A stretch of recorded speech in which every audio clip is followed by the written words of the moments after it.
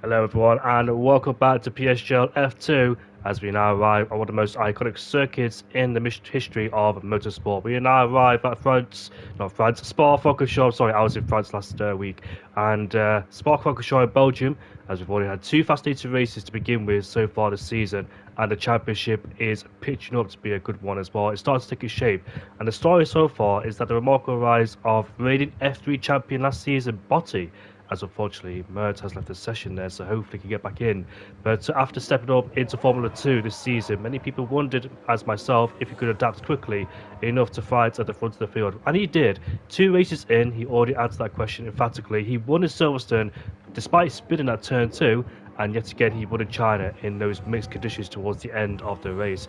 And unfortunately he's not here at Belgium just like last season, because this time last season, or should I say in Belgium last season, he had a race ban, and that had huge implications for his championship. But he still won the championship. But unfortunately, the championship leader could not be here tonight. So I think for sure we are definitely seeing a new race winner. And I am Jamie Morris, and alongside me tonight is Milan Lange. Milan, how are you doing tonight, mate? I'm doing very good, thank you very much, and good to have you finally back alongside me after some issues in your holiday last week. So I'm definitely looking forward to this race tonight at, like you said, such an iconic circuit, one of the most iconic circuits on the Formula 1 calendar, as we've got 15 drivers right now in qualifying. Mertz has joined the session once again, so he can get back out on track to try and set a flying lap as Adas in the Williams. He is the first driver out on track, and like you said, Botti not racing tonight, so that brings many opportunities for the other drivers in this field to finally take their first win and propose themselves a few places in the Drivers' Championship. It's still very early days, of course, in the championship, and there's many rounds remaining, so this is an ideal chance to make up some lost ground that they may have lost in the, we could say some chaotic opening few races to the season, as the Williams driver making his way towards the final sector. Very busy out on track, only two drivers still in pit lane, but Adas will be the first driver to go across the line to start this qualifying session. Indeed, he is there. So I did notice a slip up in the title, and I've just corrected it. So forgive me on that one. But Ados then in the Williams, I think he was in F2 last season, if I'm not mistaken, as he makes his way down towards turn 1, a heavy breaker turn. You can see the drivers already down towards 70% as he used a little bit of burst out of the bottom chicane. Now powers the throttle, and you can see him use a bit of burst as well for good measure. You don't really see a lot of people using burst on the straight. They use it out of corners to get the extra speed, and we'll see how it takes it through here. A bit of burst out of here too for good measure. With the active era opening, he used it all the way down to 30%, and he's already down towards 20%. This is a power circuit, which means the battery will be drained more significantly, and you can see him lifting through Lacombe. He goes, threads the needle in 4th gear towards the top of Maladay, and let's see if he gets this right. It can be tricky indeed, especially on the entry and exit too with the curbs, as we now make our way down in towards Ravage. I do believe this corner has a new name. It's not Ravage no more, and this is now Jackie X corner, as it used to be called No Name at the time, as we make our way down in towards Spawn. This famous section here, we saw Antonio Giovinazzi crash in 2019 on the final lap, by the way. I think he was in the points, and he just crashed to the wall, and that is a famous corner indeed. Downhill towards the Les Fagnes chicane we go.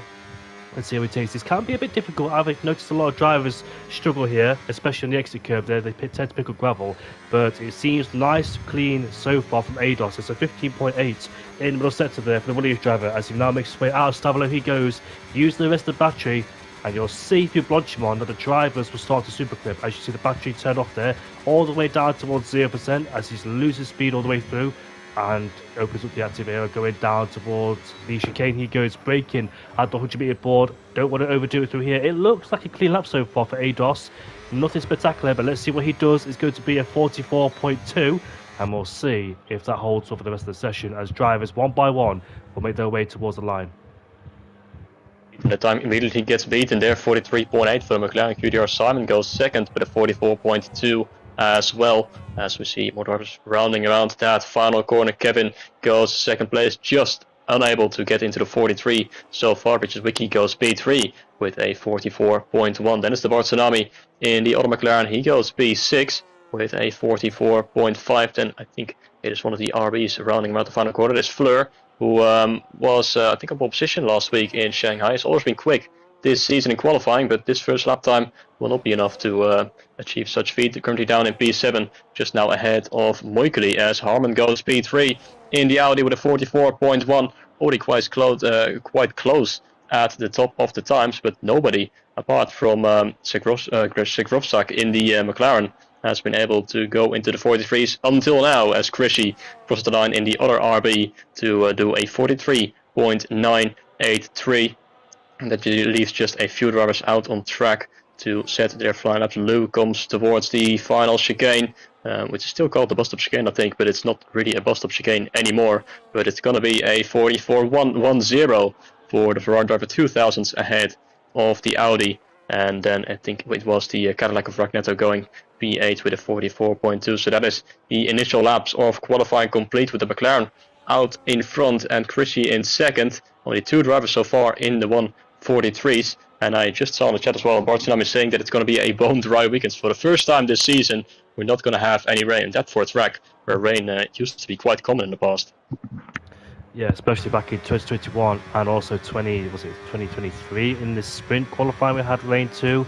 Rain always makes an influence around here on this circuit, and I do believe we had some rain in the PC as well. But all the drivers then accomplishing their first runs. Mertz was the only driver who did not get a flying lap. That's because he's struggling with his internet connection, so hopefully he can sort that out. But people like Nicholas in P14, you think he improved, but he's not on a flying lap, so that's his banker with a 45.2, but hopefully he can find more time in the tank there as well. So the McLaren and Krishy in P2, like you said, the only drivers inside the 43 so far, and that seems to be the benchmark for the rest of them to be. But every single driver then is making their way back in the pit lane. And if you remember as well, this circuit is 7 kilometers long, 19 corners. It's been around since 1950, a historic circuit and a wonderful venue indeed. Last one by Kimi Antonelli, and Michael Schumacher as well made his debut here back in 1991. And the rest from there, as you pretty know what happened, went on to win 7 championships. I think Michael Schumacher as well has taken the most wins out of anybody. I think Lewis Hamilton's the second one or first one. I think they're compared or equal. I think Michael's just got one more. I'm not quite sure. I haven't looked at the stats. But yeah, Michael's got a lot of history around here too. And Raikkonen too, who's taken 4 wins here in the past. So 8 minutes of this qualifying session has already been ticked down. And like I mentioned, this is a long circuit, so you can ill afford any mistakes either. For track like Austria, Canada, Monaco, Monza, any track really that's short, like Australia too, you can do like multiple runs. But here, with the first one's being done already, and ADOS has just came on the circuit, and already 8 minutes of this qualifying session has been ticked down. The in lap, the push lap, the flying lap are all very crucial, and if you run out of fuel as well, it could be very costly indeed. So ADOS is out on the circuit once again, so is Mertz, but obviously we know Mertz, who didn't get his first run in due to his internet problems, but thankfully he's in the car, in the Ferrari. And let's see what the Ferrari driver could do. Finished P8 back at the Chinese Grand Prix. Started P13, finished P8, and scored some points as well. So let's see if he can try and get himself inside the top 10. And there's only 50 drivers here tonight too. So the attendance isn't as high as expected. And we know for, I think, obvious reasons why. Because it's people in the summer like to go on holiday, obviously, vacation. And that's probably why the attendance isn't big so far. Or probably this game as well, because I know some people do criticise it in terms of battery, or maybe just people comment about it in general, but who knows. Mert down towards turn 1 and deploys the battery once again. Decent exit out of the first corner. Of course, a first hard braking zone. Scrub off all the speed. Very important to get out of the traction too. Now climbs towards Eau Rouge and Radion, and people do invalidate through the exit of Radion too. And now we're on towards the Kemmel Straight. The slipstream is going to be very important during the race too. We're going to see plenty of overtakes, and Vessel has joined. The Mercedes man then has made his mark, and 16 drivers will be here. So we're supposed to have 17, but now 16 are here, thankfully. So Mertz at the top of the Malbany corner, and he uses the curb on the outside too to flick the car in through the minimum speed corners, and now through No Name or Jackie Ears corner we go in 5th gear, swoops the car in, and the guy in front of him, which is the Audi, gets out the way very nicely too. Now he makes his way down towards P1 when he goes. It seems like this is a decent lap so far. I'm not seeing any obvious mistakes, but of course it is his first lap time. He's out of sync really compared to other people, because other people have their first bankers on the board where he doesn't then. So this could be his first proper lap time, and we'll see where does this fit in to the rest of the drivers. His middle sector, a 15.6 purple, but obviously that could be deceiving. We don't know if that's right or not. But would he get a toe off the back of the other Audi? The answer is no, so he doesn't get that effect of toe. Like Verstappen did off the back of Isaac Hadjar last year's qualifying. That was very, very effective indeed. In the most weirdest places, because usually a toe is down the back straight, but of course in terms of battery it's much different. And Mert now makes his way towards the final two corners. A bit of oversteer, the car resisted, as we see what lap time he can do. It's P10 with a 44.259 Milan. So a decent initial run then from the Ferrari driver, just inside the top 10 and ahead of the Williams of Adas, who was the first out on track in the first part of the qualifying. Now he's once again the first driver on track, apart from, of course, Marvin, but like you said, a little bit out of sync compared to the other drivers. But the Williams driver makes his way through the middle sector, and he's up by almost 0.3 of a second. So looking at a potential 43 right now, which would put him maybe on the front row if he finds some more time in the final sector, but he has run out of battery. So he might lose a little bit throughout this final sector. Heading towards the final braking zone is Adas, as he brakes there and turning in quite early, flicking the wheels still in, as it's still quite an OP strategy on this game. As he comes out of the final corner, it is going to be a 44-0, just losing a little bit of time in the final sector, but still good enough to put him on the front row, just behind Kevin Zonneberg, but he is also finding some time in the middle sector. He is currently got a 44-0, but looking at a potential 43 as well, as he makes his way towards the bus stop chicane. Is the Dutchman coming out of the final chicane? Can he get himself onto the front row with this lap? The answer is yes, 43.919. And he puts himself currently in second place, but of course there's still drivers behind trying to improve. Fleur only going P11. Really seems to be struggling around this track, as the Bartolomei somehow splits Lou and Harmon, who are already separated by 2,000. The Bartolomei somehow finds himself in between the two of them with a 44.111, incredibly close between those three.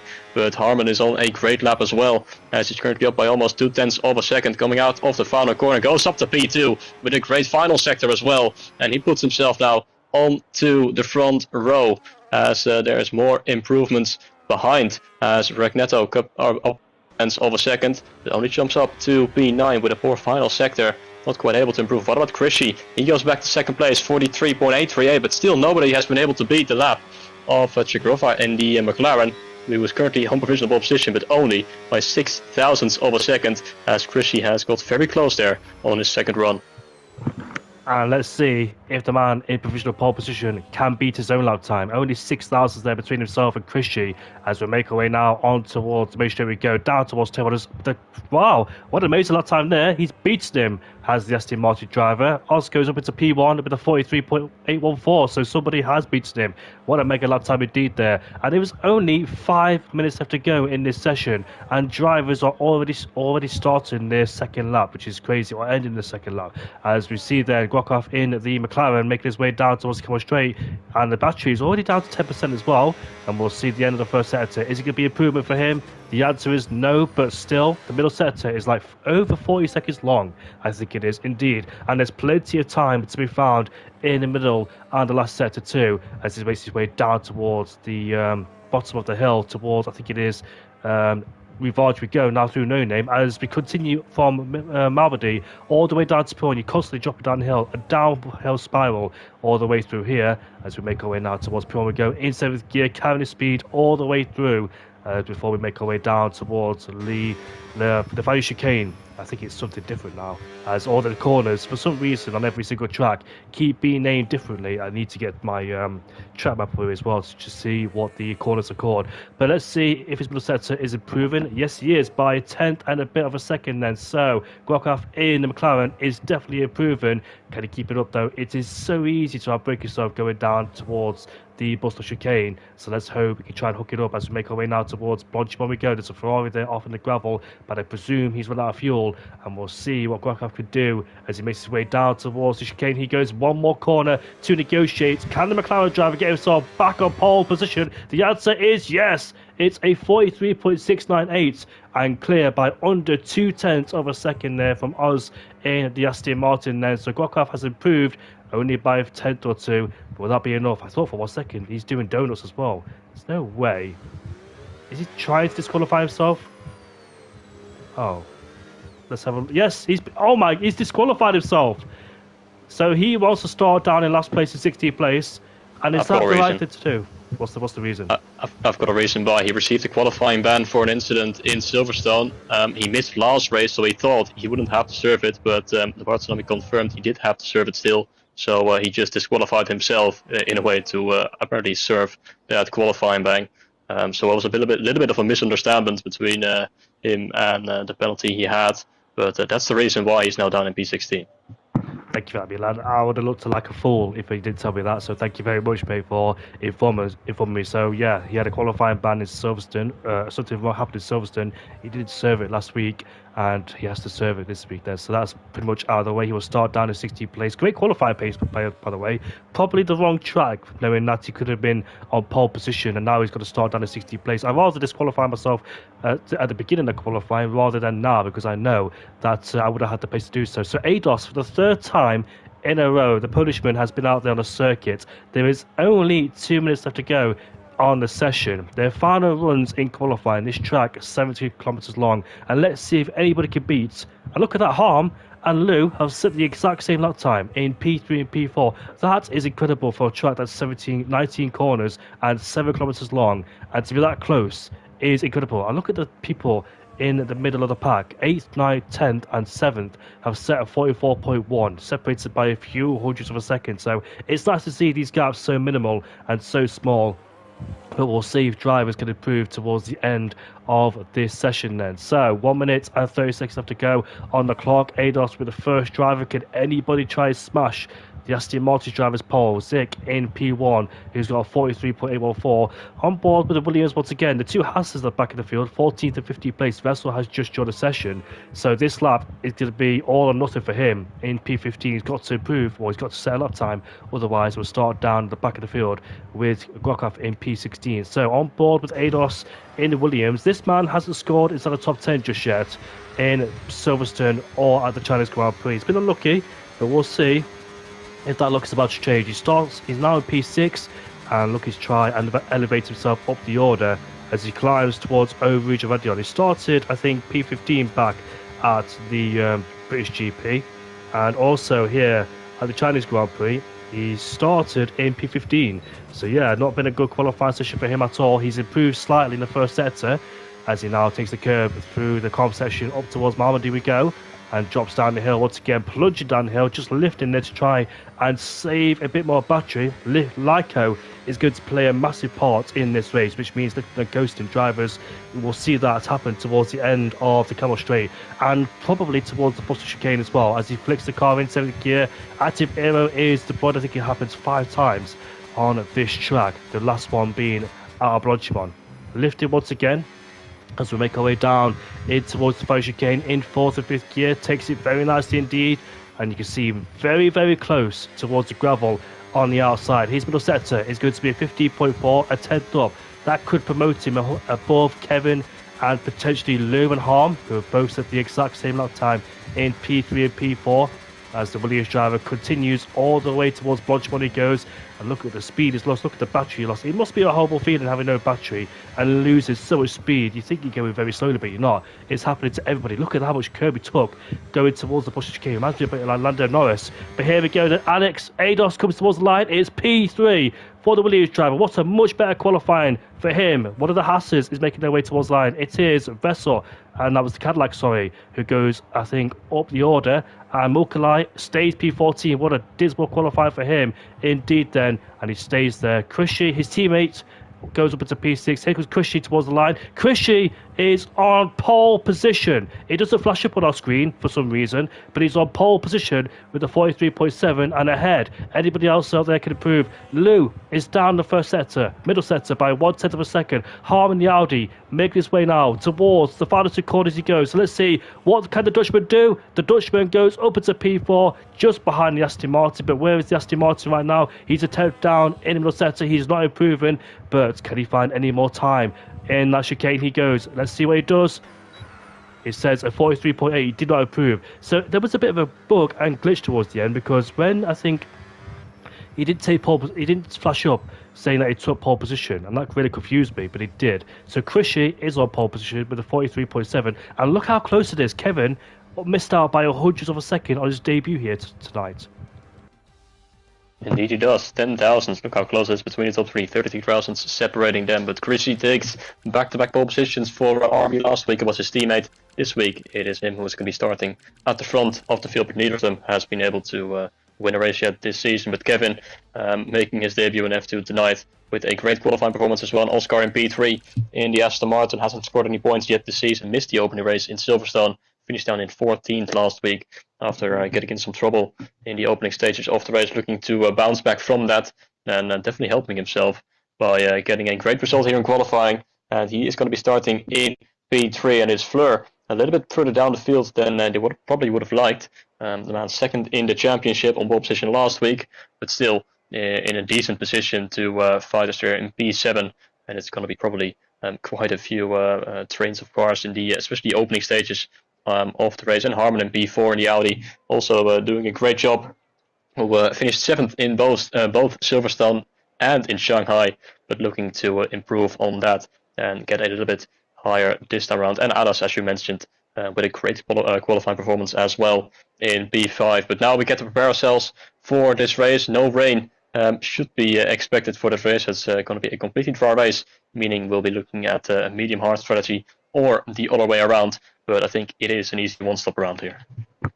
It should definitely be a one-stop. If you do a two-stop, you just cost yourself too much time. But in the championship, Botti leads by 40 points ahead of Fleur P2. Fleur took a podium back in the Chinese Grand Prix, finished 6th place in Silverstone.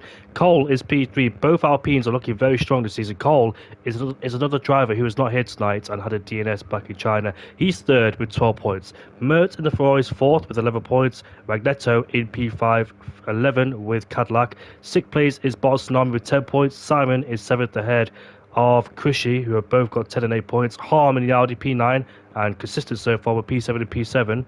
And Richard is P10 he's a reserve driver with 6 points. And outside of it is Vessel, Ivan, Sabu, Ryan, and Ados. Surprisingly, Ados, he wasn't scored any points tonight, but he does start in a very good position to hopefully score some credible points indeed, that lucrative points. And the race is about to start then. 22 laps around here in Belgium. It's about to begin very shortly.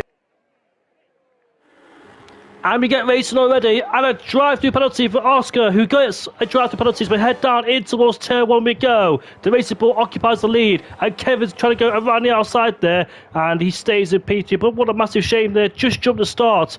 The Aston Martin driver has to pay a hefty fine for that indeed, as we begin the climb towards Eau Rouge, and ready on we go. And the Racing Bull could be under massive pressure on the couple straight. Kevin is right behind the Aston Martin, but this could be a drag race all the way down towards the com. Let's see who's poised to make a lunge. Kevin swapping lines as he now takes the inside line on the Aston Martin, but the Aston Martin has more speed around the corner and maintains P2. Then he'll be on the way very shortly with his drive-through penalty, and that'll definitely cost him indeed then. No safety cars, remember, so if you make a big mistake, that's it, your race is done and dusted already, and he's got no chance whatsoever. So hopefully safety cars will be fixed in the future. Safety cars, remember, have been turned off then, so even if you make a mistake, that's it, your race is done basically. As we see the Ferrari and the Racing Bull going side by side through Pouhon, and Fleur maintains his line and stays ahead of Lou, and so far so good, nobody in the spin. But the only trouble, down the inside goes the Racing Bull. They're looking for a move on Kevin Sutterberg, but couldn't quite make a stick. But it's so far so good for everybody else,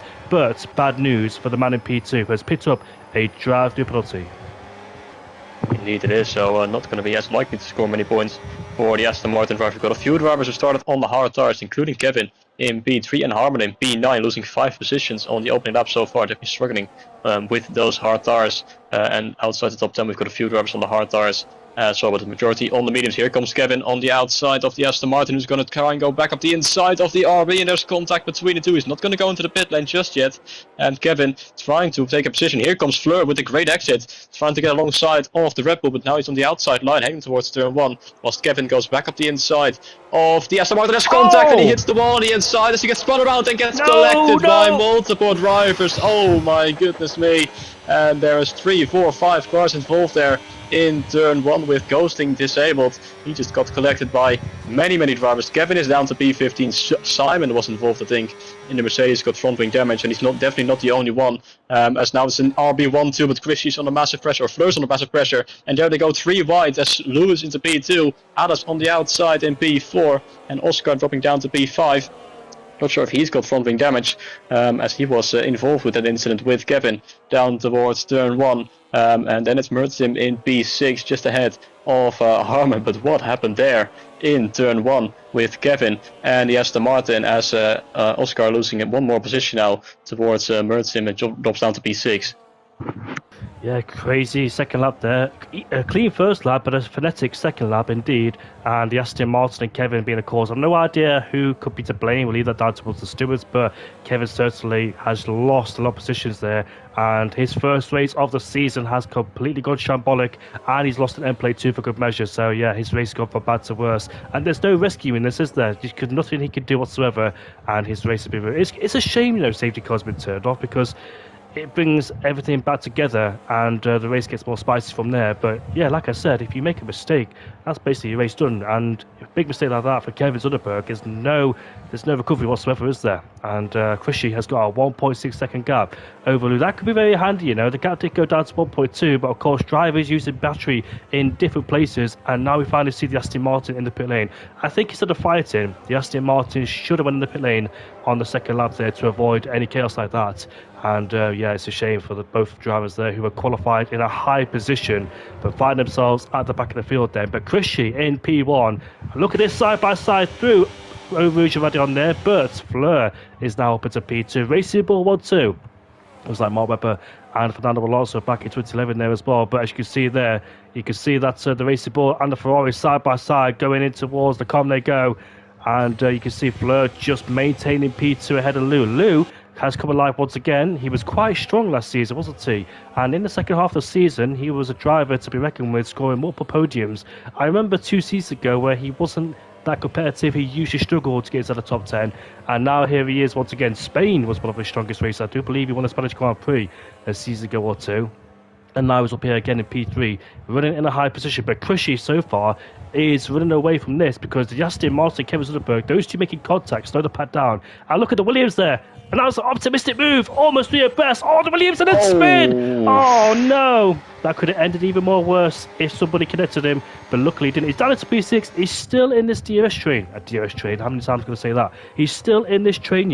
It's not completely gone shambolic for him. He can still try and rescue something from this race and try and close it, but that was an audacious move. Went a bit too wide, kept up with speed, and tried to take on 2 drivers in one go, but paid the price for that one. As you can see, Fleur there under massive pressure. Here comes the Ferraris of Lou and Mert, and they both take advantage. Lou moves up into P2, and Mert is trying to move up into P3, but Fleur has got the racing line, as they say, and maintains P3.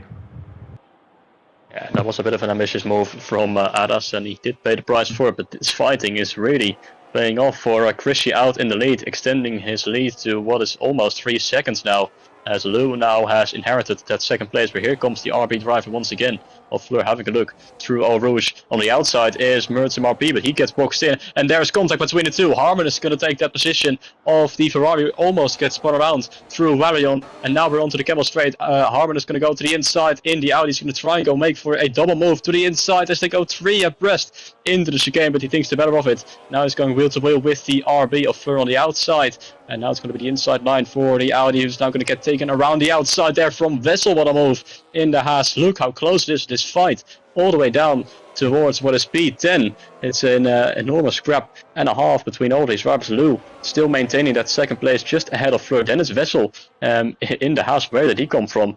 As he is there on from P15 on the grid, no less, in 4 laps time, and he finds himself in the fight for a podium position, just ahead then of the Audi of Harman, who is now the first runner on the hard tires, and then it's ahead of Adas, who now has overtaken Mertzim RB as well, down in P7. And then it's Moikli, but all this fighting is losing them so much time to Krishy, who is just going to drive off into the distance to what could be a likely victory for the RB driver.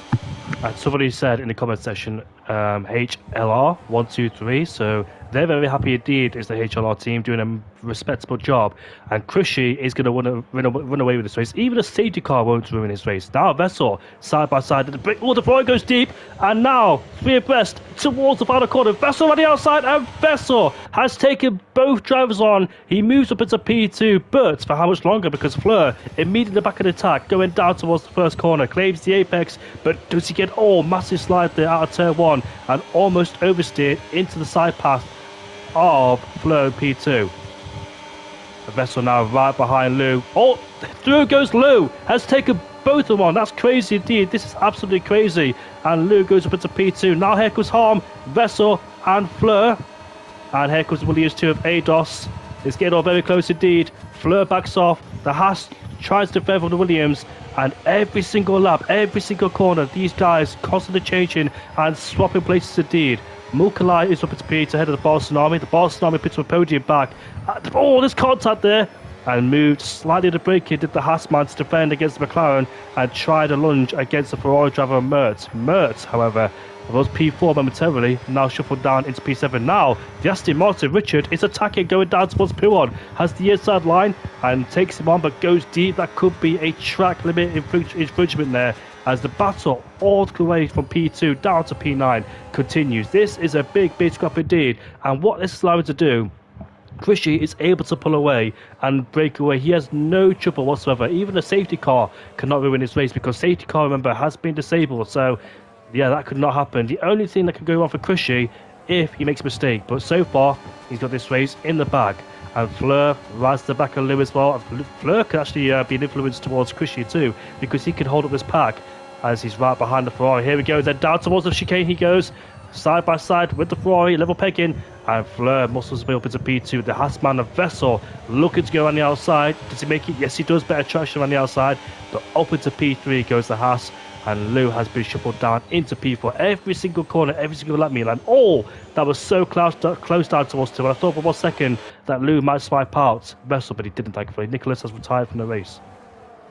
Yeah, and cleverly so, we are seeing a few pit stops, because how much time they're losing with this fighting, it's absolutely pointless. And Mert and Moikley, they think we're just going to make the pit stop. They're going to go for a massive undercut, because they're probably going to overtake all of these guys and put themselves in a potential podium position. The RBs are now pretty much released, as Vessel is 0.8 of a second behind in P3 under pressure still from Lou, as Nicholas unfortunately retired after picking up a 10-second penalty for speeding in the pit lane. So not great news for the outer driver. There is his teammate Harmon going up the inside of Adas. A little bit of contact between the two, but he gets the move done, and now he's probably starting to have a tire advantage on these guys ahead of him, who are all on the mediums after 6 laps of racing, as he finds himself now in P5, just ahead of Alice and the Barcelona. But I'm intrigued to see how much time and how many positions the Ferrari and the Haas of Mert and Moikley are going to gain with this undercut onto these brand new hard tires. Big moment there though from the Ferrari, pushing a little bit too hard on his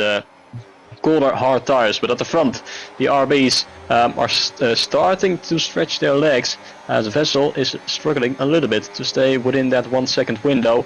Krishy has got a 4.5 second lead over his teammate Fleur, who started down in 7th place, but somehow finding themselves back in 2nd place and looking to gain some points, as Alice and Harmon going wheel to wheel. The Williams back ahead of the Audi, as they're still constantly fighting in this final sector. And Alice is going to go into the pit lane. He's the only one of this leading train to come into the pit lane at the end of the lap, and probably will lose a position to the Ferrari and the Haas, as Simon into the pit lane as well in the Mercedes, as Richard Wiki goes up the inside of the Barcelona on his hard tires, and the McLaren also on the hard tires, looking to gain some positions at this stage of the race, as Alas has been released from his Williams team, as Lou gets ahead of Vessel for P3, but now the Haas driver will come back at him onto the Camel Straight, and Vessel's back to P3, but he's run out of battery completely. And here comes Harmon for the double overtake to the inside, but now he has run out of battery, but he's got the inside line into Lecom, and it's a double overtake for the Dutchman, who puts himself now in P3 just ahead of Lou. And can he now try and build a little bit of a gap to those cars behind to not lose so much time like they did on the previous few laps? And Adas in the Williams has to come out of the pit lane, only just ahead though of Moikley and Mertzim RP. Now can these three start to work together to go for the undercut and gain some time on the driver still at the front of the field? Yeah, they pitted earlier than expected. The pit window is open, so we could see some more people in the pit lane. But those three down the P10, 11, and 12, and 13, Simon's just a bit further back, 4 seconds away from Mertz. They could be looking for an undercut, try and pit and get out of this train and see what happens then. They've got to perform an undercut right here, right now. They can't afford to fight Kanados, Mukali, and Mertz in the bottom. Oh, who's that off the track? Is that Lou? Who went off the track? Or Harm? I'm not quite sure who that was there, but somebody just took an adventure off the track and luckily kept going as well. That could be a track limit infringement as we see more battles going down in towards Belgium. Vessel is defending from the Boston arm, and Vessel mugged Harm around the outside on the last lap, and now Harm is back ahead with that double overtake he did down the camel straight. Fleur is in the pit lane, and so is Lou as well. So those two have had enough of those really compound tyres and looking to do that undercut. But Chrissy can pit whenever he wants, as long as it's not too late, because he does have track position and a bit of time to spare too, with the gap being 5.4. Harm, Barcelona, Richard, and Zokov in P5. Those guys are going for a longer stint because of the hard compound tyres. So pitting now will be an unwise thing to do. Richard is right to the back of Barcelona.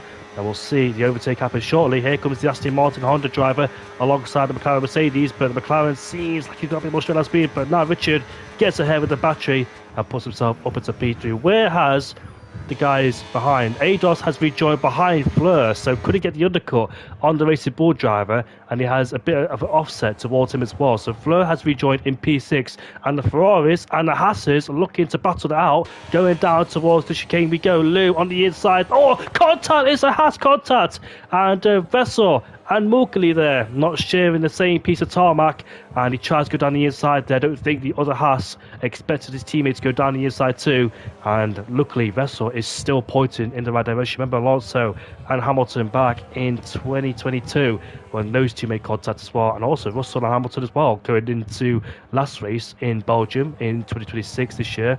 And remember Button, Hamilton and other cars in 2009 also making contact there as well. Easy done making contact through that chicane, but it's so tight indeed. But luckily, Vessel is still going. That's the main important thing. His race could have ended right then and there, but he's still there. So it is Cushy who leads, but Harm is starting to bring the gap down slightly, and now he pits. I think it's a wise thing to do. Don't leave it out too late, because if you leave it out too late, you could find yourself in that whole butcher train and fight again to get out. But he's pitted right now and should be still in the net lead of this race, Milan. Indeed, he does, especially if Adas and Fleur start to fight. Peter Williams is on the inside of the RB, is trying to go back around the outside into the chicane, but runs out of road. And Adas has gained that position. That is definitely going to help Chrissy to remain in the virtual race lead.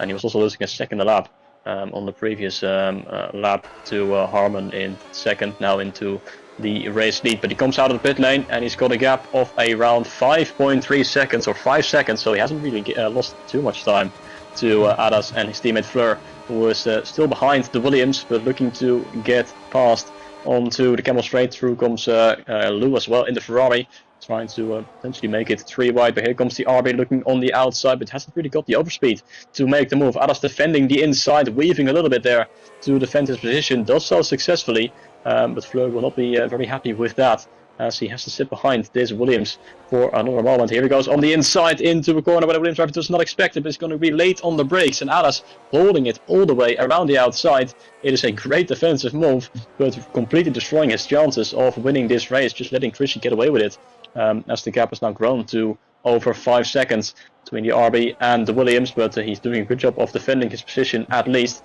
And now we see this massive strain once again forming behind the Williams with Fleur, Lou, Moikani, Mertz, RP, Vessel and Simon joining that fight as well. And Vessel, of course, we saw him have that moment with his own teammate, was a little bit optimistic, and Moikani probably didn't expect his teammate to go on the inside. With the Bart Tsunami and Richard Wiki very close towards each other now.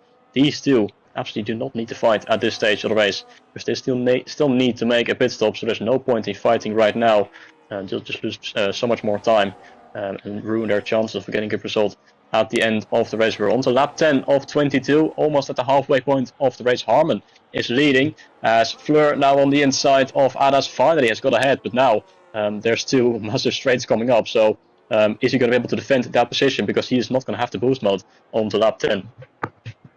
Indeed, then. Obviously, I can't look at the boost mode because I'm required to turn it off, but I believe what you say there. As we see the Haas and the Ferrari there swapping places for turn number 1, and let's see which one of these 2 Ferrari powered cars can get ahead of who. So far, Mertz yeah, he has the track position and goes up into P9. And Ados once again right behind Fleur. This is a battle, remember, for the net podium pay positions. Ados the net P2 versus Fleur. Oh, they make contact on the straight, and Ados is on the grass. Oh, moving there between those two. I think things are starting to become antagonizing for them both as well. I think they've both made contact previously too, and now they've both made contact once again, but this time much more punishing as Ados is down as P8. So something happened in between those two there, and looks like, oh, here comes the Ferrari then, and compounded some more pain added to his misery, and Ados looking to fight back now on the Ferrari driver. He does back into P8 and ahead of Mertz there for the for 8th place spot in the net P3. The two Hasses as well right behind.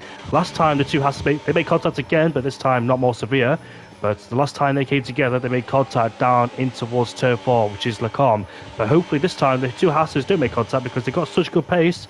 But unfortunately they're stuck behind in this whole gaggle of cars and not able to go forwards either are the two Haas men. No, Vessel started down in 50th place after not setting a good lap time, and now he's in P11. But of course the top 4 haven't pitted just yet on those old hardcore power tyres. They're going from hard to medium as well. And what also this safety car does do, it mitigates any strategy as well, because for example if people start on the hards or mediums, they won't have to worry about a safety car. So for example, if a safety car came out lap 7 or lap 8, it will benefit the medium runners because they can go on the hard compound tyres. On here comes the battle down the inside. That's Mercedes or Simon involved. Remember, he was so far back. He was like 3-4 seconds back. I was caught up. He's in P11 ahead of the Haasman, whilst the Barcelona and Richard there overtaking each other for P2 and P3. That's good teamwork between those two, because they know they can't afford to fight in corners. They've got to trade places on the straight and move ahead. As the McLaren driver of Grokrat in P4 is the first driver to pick up a penalty in this race. Surprisingly, not many people have, but we're halfway towards this Grand Prix. And likewise as well, with the safety car, if people start with the hard compound tyres, they don't have to worry about a safety car coming out too early, because the safety car is obviously disabled. So they continue their long stint and hopefully prevail on those new compound tyres. So safety car does mitigate things and equals it out, but of course we want the safety car to be deployed because it adds spice into the race, and it's a natural way of racing. Of course, you're going to have crashes in a game, you're going to have people spinning out, hitting each other, etc. So you want the safety car to be added, but unfortunately that feature will not be added for some reason. What is the reason why the safety car can't be deployed? Is there a glitch there? I think there was a little bit of a glitch. As we saw it in Silverstone, there was some glitches due to that safety car. I think that's the main reason why they disabled it. Let's hope they will get it resolved eventually in this game, so we could have some more natural races again. But I just want to point out the gap between Harmon and Lou and Fleur now. It's still 18 seconds, despite this massive tire advantage that all these drivers had that just made their pit stop. They're really not gaining any time at all on our race leaders, despite because of the fighting they're all doing right now. So that's actually great news for the drivers who haven't pitted yet, because once they go onto the mediums in a few laps time, they will have such a tire advantage that they're probably able to breeze past and fight themselves easily in a podium position. Just have to hold on for a few more laps to be able to make that strategy work.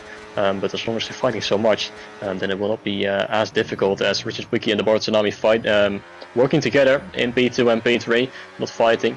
The gap towards Krishy between our race leaders currently 12.3 seconds. He's still in a league of his own, and at the moment no threat apart from himself if he makes a mistake of winning this race, as Lou and Fleur once again swapping positions. The Ferrari back in front of the RB, and these two have started to break away from that big strain behind. Adas is just under a second right now, but I don't think he has the boost mode on this lap, as he was over a second behind when they came across the start-finish line. And then it's Simon and Mertz RP who has been struggling a little bit in the second stint, down in P10. He and Moikeli, of course, made their early stops, but they really haven't gained anything with it, as they find themselves in P10 and P12. Will probably gain a few positions once those drivers at the front make their pit stops, but still probably not as high up as they would have liked with that undercut, and they will start to struggle more towards the end of the race with their tire disadvantage. But Carty's still holding on to the strain. In case anything goes wrong, they will still be there for the taking and to gain those positions, as we're at the end of lap 12 of 22. Pit stops may be coming soon for the hard runners, maybe a lap 2 or 3 more before they can think about swapping over to the mediums. But for now, it's just holding on to those stars and try and take them as long as possible without losing too much time. and then just find it out at the end of the race. As Simon and Adas finding himself wheel to wheel in the final chicane. The exit there is there for the Mercedes, and Simon putting himself now into P8. He has got the boost mod as well for this lap, so that's going to help him defend against the Williams driver onto the Camel Straight. So Simon with a decent recovery from him as well, as he started down in P11, currently in P8. He'll probably find himself inside the top 5 once those leaders make their pit stops, as Fleur and Lou probably going to swap positions once again, with the RB now in the slipstream of the Ferrari, and Fleur is going to make it a virtual RB1-2 once again as he gets himself back up into 6th place, as Wessel now gets ahead of Mertz Marpi, who drops out of the top 10. Richard is starting to claw back some of the advantage, and now he's caught up towards Harm in P1 there. So Harm under massive pressure now from Richard, who is caught up. He overtook the Boston Army and now moves up into P2, and just a second behind, or he's just teetering on the edge of being under a second there. It's Harm trying to claw back some more advantage. So it looks like the Audi driver has got himself a bit of company with the Aston Martin and the McLaren driver behind, but I don't think they'll fight, because obviously they know they are fighting with these lot here in P7 downwards. I think Christie in P5 is way out of their jurisdiction, and I think their main focus on the guys in P6, 7, 8, 9, 10, 11, 12 as well, and Ragnito P13, whilst another penalty has been awarded towards Gokov in P4 there. So that's not going well for the Polishman whatsoever. He is struggling with track limits, and Christie is right behind him. Harm and Richard are both in the pit lane to conclude their hard stint. I thought they extended a bit more. Oh, he's retired, and that won't be a safety car unless it's turned on, as Lou is up into P6 then, ahead of the Racing Bull again. But where is the likes of Richard and Harm going to rejoin? If they rejoin behind this train, that's going to benefit them later on, being on the mini-compound tyre and having a better tyre towards the end. But still, 8 laps to go on those mini-compound tyres. Where are they going to feed it? There! And that could be an undercut. It could be, but Lou is right behind. I dare say that has been a monster of a strategy then, because he's rejoined ahead of Lou and Fleur, but I dare say he'll be overtaking the straight, because the two behind him are super close with the battery. Here they come then. The Racing Bull of the Ferrari could overtake and overwhelm the Audi driver. No, Harm is using his battery and stays ahead of both of them, which is good there for him indeed. That's track position with new tyres towards the end. That could be a podium for the Dutchman indeed. He stays ahead of this car. These cars were fighting massively on the straight too. And Richard is another driver who's in P7. So this is looking good for the people who have converted from the hards to mediums. They could be in a good place towards the end and potentially get a podium. I think Harm could. Look at the gap. Almost a second ahead of Lou and Fleur as well for good measure. Kevin Zuckerberg has left the session, so hopefully he can get back in, but he's running in a P13, lonely in that race too, after the contact he made with the driver behind him, which is the Aston Martin, the first or second lap, sorry. But it's worked into Harm's advantage. He's got the track position, he's got new tyres, and he's also put the gap over a second. That stint on the hardcore power tyres has been absolutely monumental, clinical drive for the Audi driver, and he could be on course. Could he be on course for a win, do you think, Milan? The gap is 4.6 on new mediums. Could he get close, or do you think it's a bit of a stretch? He actually has a great chance, I think, because the gap was over 5 seconds once he came out of the pit lane, and if he keeps the stars alive, he definitely has a chance of winning this race. It has absolutely played into his favour, as the Tsunami has finally made his pit stop as well, but he will probably come out behind this entire train, and he will. In the meantime, Richard Wicke is trying to make some progress as well, trying to get around these guys as soon as possible now on his brand new medium tires, as he is right behind Lou and Fleur, who are going wheel to wheel up the hill of Eau Rouge and Radion. And Fleur will be able to get ahead just about there, but Richard Wicke struggling with the battery, and he's going to try and go around the outside there. Fleur, a bit of contact between the two, but through goes Simon to take the overtake. Simon goes up to P4. There's Adas taking both of them as well, and Richard Wicke losing a bunch of positions. Lou down to P7. He went on to the back straight, I think, in P3, losing 4 positions in the progress, just ahead of the Tsunami. There goes Richard Wicke up the inside of Adas to take back that 5th place.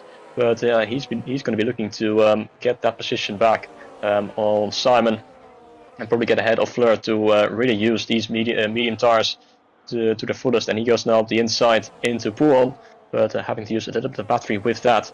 And he needs to make sure he's got enough battery to defend onto the back straight and to attack on the next lap, as Adas goes back up the inside once again through the chicane. A couple of laps on the early laps of the race, he made a bit of a mistake. Going for the move there this time around, he has learned from it. As the Tsunami behind makes the move on Lou, and they put themselves in 7th place. But the gap at the front between Krishy and Harmon is currently 4 seconds, so he's gained a couple of tenths of a second on this lap, but he will need to gain a little bit more to have a real chance of winning this race. Of course, he also needs to keep the tires alive, so he's going to have to do some managing, but at least a 2nd place will be in his hands. Krishy has set a 47.4 on this lap. We'll take a look at what the Audi driver does.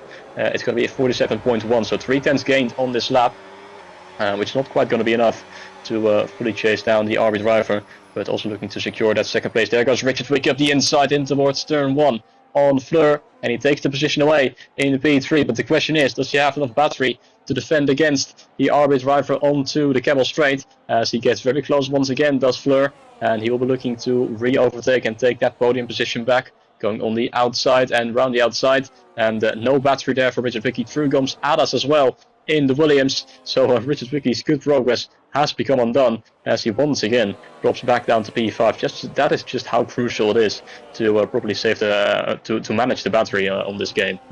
Exactly. And look at this, budging and barging into each other as the Aston Martin goes down the inside of ADOS once again. They're better contact between the two as they make their way through with Barge we go. Richard is back up into P4 and now behind Fleur. This is a battle for P3, and Richard is desperate because he knows he's on a better medium compound tyre. He knows he has to clear these. Remember, Richard and Harm are only 1 second away before the pit stops happening. But of course, Harm rejoined in front of this train. Richard didn't. He got put in the middle of this train and now has to fight his way through for P3. And you'd think that being on the better medium compound tyres, he has a big chance of being on the podium. And if he does, those two, Harm and Richard, they start down at P8 and P4. They have made their strategy work so far in this race. They can take the medium compound tyres to board. And look at that. The gap is 3.3 between the lead and Krishy. So could Krishy's race win be in a bit of jeopardy? Being a better peril here. We're about to find out in the latter stages of this race. And once again, we see these two in combat. ADOS versus Richard. He's not having an easy way of getting past these guys. It's not plain sailing, is it? He still has to work for it. And if it was the older game, I'd dare say he makes his way up into P3. But because of this new configuration of game, you got to, even if you have a massive tyre advantage, you've got to save battery at the right point at the right time. Because if you do overtake somebody, the guy behind might overtake you back with the better battery as well. But here comes Richard now on the back and not even waiting either. He's going up into P3 and he gets there before overreach radio. But will he be under massive pressure? That's the last thing he needs for the guys behind be pounced on him. Here we go. The McLaren and the racing ball could swallow him up on the Camel Straights. But Richard is using the battery in defense mode. Can he stay ahead? The answer is yes, and surely now can try and pull away from these guys there. That's the exact same thing we saw with Harm when he was under pressure. He's a bit more battery and stayed ahead as well for good measure. And now Richard is up into P2. A bit of working together there between Richard Wicke and the Tsunami because they boxed in Fleur. Fleur had the battery to go back around him, but he just ran out of road and could not make that move. And now he's down in P5, and those medium runners might be able to get away from the RB driver. So that's the chance probably for Fleur to take the podium reduced a little bit. But he's still able to follow at this stage, but it's not going to be as easy because those medium runners will have the pace advantage and the tire advantage at this stage of the race. So Fleur is just going to do the best he can to try and stay close. But the battle at the front is starting to heat up because Harmon has gained a lot of time on these previous 2 laps. On the last lap, he gained 9 tenths of a second on Krishy. On this lap, looking to be the same as well, as the gap is down to 2.5 seconds. Does lose a bit of time though in the final sector. That is where Krishy using probably a little bit more of his battery. Compared to the Audi driver. As we go on to lap 18, Wessel picks up a 3-second time penalty. It's a 48.0 for Krishy. It's a 47.1 for Harmon. So once again, 9 tenths gain. Now, can he keep this up with the tires? If he can, then we're going to have a great fight for the race win on the final few laps of this race. In around 2 or 3 laps start, he should be right at the back of the RB driver, and maybe he can have a chance of winning this race. Richard Wicke and the Tsunami have been unable to completely break free of Fleur, but Fleur is quite low on battery, so might start to struggle of staying close on this lap. And the Tsunami and Richard Wicke, we saw them working together before their pit stop, and they seem to be working together once again after the pit stop as the McLaren driver goes through without much of a fight as he squeezes the Aston Martin a little bit though into the braking zone. But the Tsunami now back into the podium places, so he got a podium in the opening round of the season, looking to get one as well here at Spa, but it's not going to come easy though, because Richard Bicky probably will be fighting him with him on the final few laps of the race. And Fleur, the advantage of the Aston Martin has now grown to around 7, 8, 9 tenths of a second, but Fleur on those hard tires still trying to remain as close as they can, as Alice and Simon finding themselves in a fight for P6 and 7th in this race. Alice has been fighting a lot in this race with several different drivers, and still finding himself in a fight with the drivers behind him, as they're still all very bunched up down towards Moikeli in P11, and Dennis Ragnetto lost a little bit of time in the Cadillac down in 12th place. But we go on to the final 3 laps of this race, final 4 laps of this race, I should say. Chrissy and Harman separated now by 1.5 seconds. Can the Audi driver hold on to his stars and chase after the RB for these final couple of laps?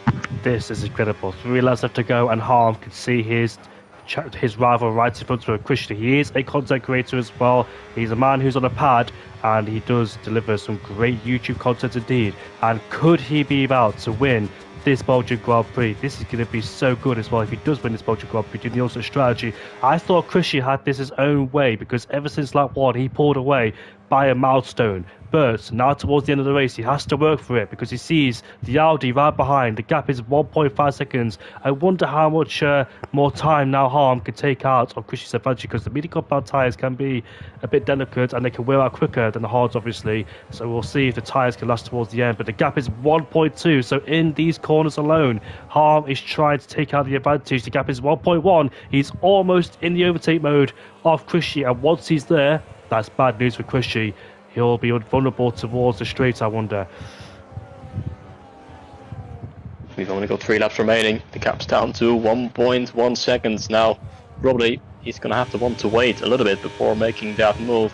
Otherwise, he will just get re-overtaken immediately after, like we've seen so many times in this race, especially in the first stint, before those pit stops. So many swapping around with the yo-yoing effect. That's quite a popular term in this season in 2026, but the gap's now down to 7 tenths of a second, meaning that Harman will get the boost mode onto the following lap if he stays within 1 second, because on the previous few laps he has lost a bit of time in that final sector, in this final straight, where Chrissy probably uses a little bit of battery, but the gap stays under a second, so that is good news for the Audi driver in his chances of fighting for the race win. So 3 laps remaining, 8 tenths separating between Chrissy and Harman, and it's a fight for the race win. Now the question will be, when is he going to try and attack? He has not got a lot of battery advantage over Christian, because he has been saving up the battery as well, Christian of course, because he knows he needs to defend against the other drivers. We see once again more fighting down the field between Lou and Simon, now swapping positions for P7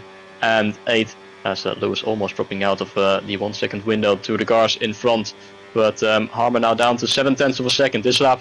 He is going to take to try and still close that gap towards Chrissy, and his first attack might come on the next one, or he is just going to wait until the final lap to make his move.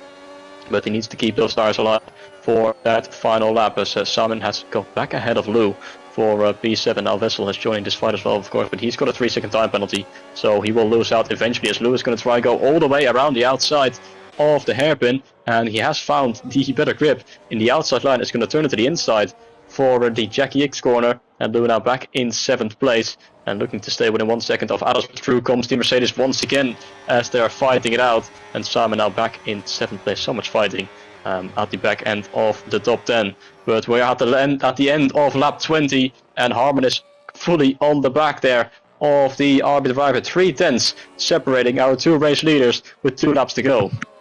It's going to be an incredible scrap towards the end of this race. Will Harm wait to lap 22?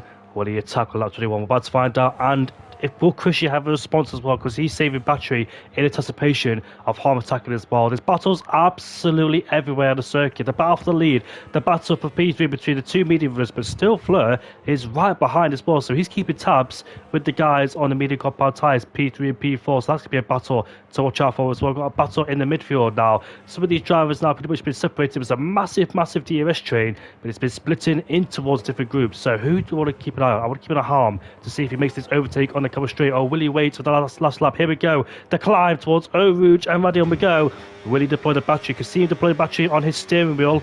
Now let's see if Christy will try and use battery in response. Yes, he does. He's using response and keeps Harm behind. And this is going to be a last lap battle all the way down, hopefully towards the bottom chicane between these two to get their first win of the season.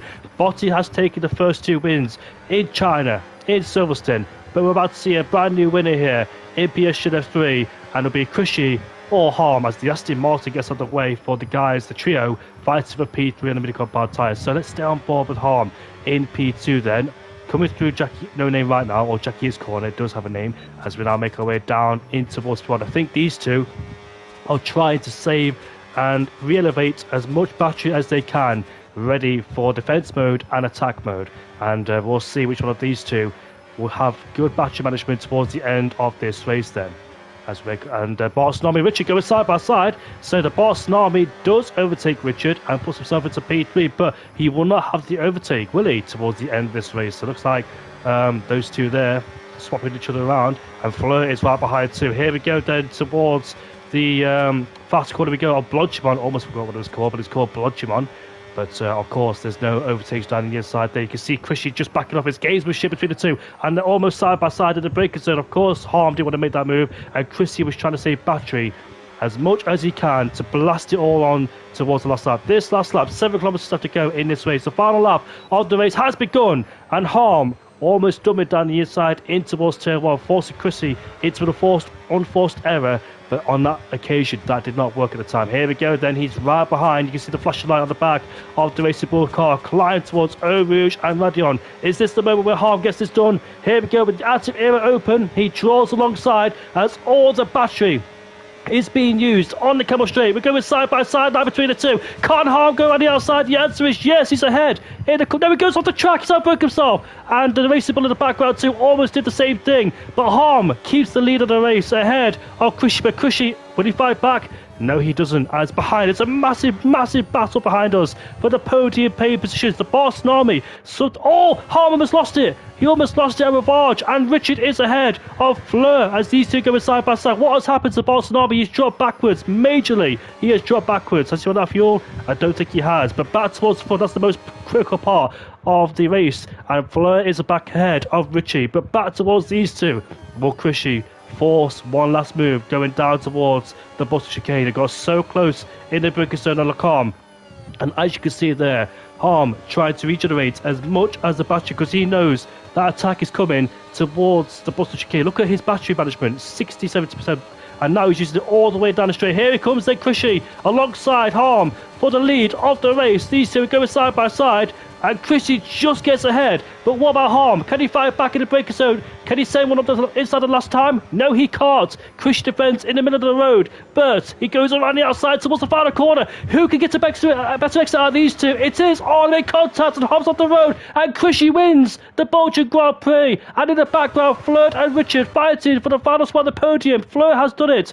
Another podium for the Racing Bull driver. Richard finishes in P4 ahead of the Boston Arm and Ados in P6. Krishy has won the Belgian Grand Prix. A great defence, and it came to blows in the final corner with those two there just tried to force each other off the track. But in the end, it was Krishy who prevails, and in the end, it is he who wins the Belgian Grand Prix. And Harm will be so frustrated with that one. But, wow, what a race that was between those two. And Harm, well, he'll be absolutely devastated with that one. But Krishy came back, and Krishy had a response to him towards the end. But great result nonetheless for all these guys here. And yeah, Mila, what do you think? Oh, that was so close then. At the end, between those, you could see that coming, that fight on the final lap as they pushed each other towards the limit. And in the end, it was just close enough for Krishy to take away that victory. It looked so certain at one point in this race where he was so far ahead of everyone else. But Harman, with the great strategy, got out ahead of everyone else and then was able to chase after the Army driver, but just fell a little bit short at the end. But still, a very strong drive from both of them, and a very deserved win as well from Krishy. And another podium for Fleur. That is going to close the gap significantly between himself and Botti. I think Botti will still remain in the lead of the championship, but not by much, as Fleur has closed that gap. But wow, we saw so many great battles throughout the entirety of the race, throughout the entire field as well. So what a great race that was here at Spa.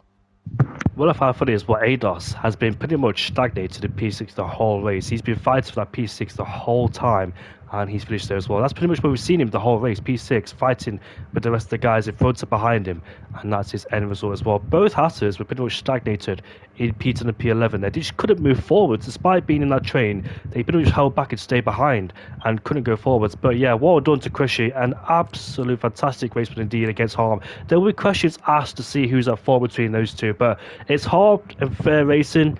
There was contact for sure towards the final lap of the final corner, but there is always going to be contact in the final lap of the final corner between those two because they're desperate to get the win. But in the end, it was the man in the racing ball who won the Grand Prix, and pretty much everybody else hopefully enjoyed that race too. This has been the Belgian Grand Prix, and it didn't disappoint indeed. It has certainly put on the show. We saw that Krishy had it in the bag from lap 2 when we saw Kevin and Oscar make contact down towards turn 1, and Krishy was able to pull out a massive gap from the guys behind. But well, then came Harm, and Harm closed that gap. He overcutted the guys on the hard compound tyres. He pulled away and caught Krishy, and we saw that battle towards the end of the race. But that is it for the Belgian Grand Prix. We move on to Madrid in 2 weeks' time because we do have a break week next week, and it's a shame because I want to keep this going, but unfortunately we do have a break, and it's my first race here with PSGL. And guess what, guys? I did not lag out. Finally, I did not lag out. Silverstone, it was a chaotic, horrendous race full of bugs and glitches, and I lagged out pretty much straight away. And China, I was on holiday in France, that's why I wasn't here. But we move on to Madrid, and Milan Langer, thank you very much, mate, for being alongside me. It's a great time to be alongside you every single race, mate. I agree, and great to finally complete a race together here in PSGL F2. But yeah, it was great fun. Really enjoyed that race. You did as well, and definitely enjoyed being alongside you. So looking forward to 2 weeks' time when we finally get the season back going in Madrid for round 4. Yeah, so it is a break week next week, so go and enjoy the F1 and F2, F3 race as well. And it is a break week. We're back in Spain, not for the Catalonia Grand Prix, or should I say Barcelona. It is the Madrid Grand Prix, and that should be interesting because there is a bit of a glitch there too in terms of corner cutting, and I'm not quite sure that's fixed or not, but if that does happen, I think drivers will exploit it. That's going to be very interesting because I have no idea how the track is like, and I don't even know the way around either, so I need to do some research before Madrid comes. But anyways, I'll see you guys later. Have a good one, have a good weekend.